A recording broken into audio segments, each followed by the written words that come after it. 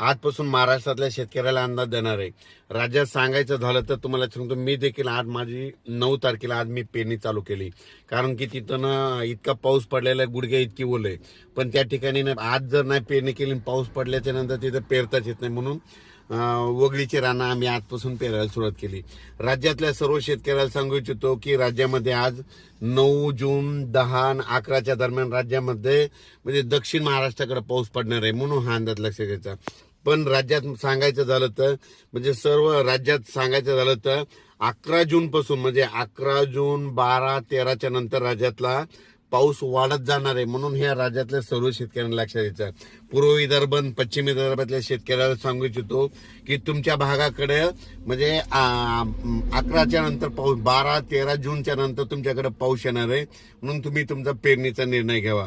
त्याच्यानंतर दक्षिण महाराष्ट्रातल्या शेतकऱ्याला सांगू इच्छितो की दक्षिण महाराष्ट्राकडे म्हणजे तुम्हाला सांगायचं झालं तर आज म्हणजे 9 जून 10 11 12 तुमच्याकडे 9 10 11 12 पासूनच पाऊस तुमच्याकडे चांगल्या प्रमाणात पडणार आहे. म्हणून हा अंदाज लक्षात घ्यायचा.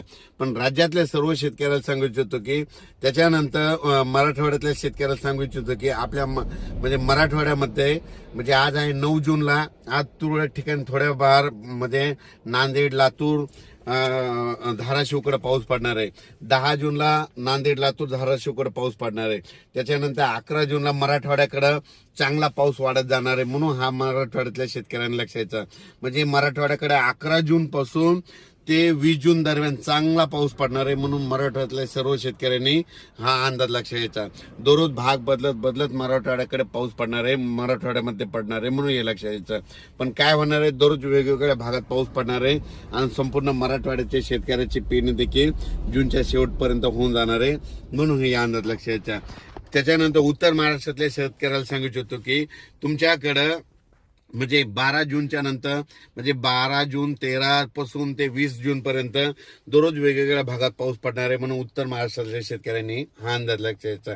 त्याच्यानंतर पश्चिम महाराष्ट्रातल्या शेतकऱ्याला सांगू इच्छितो की तुमच्या पश्चिम महाराष्ट्राकडे म्हणजे आजच 9 जून पासून तर 20 जून पर्यंत दररोज वेगवेगळ्या भागात भाग बदलत दररोजच पाऊस पडणार आहे. भाग बदलत राहणार आहे.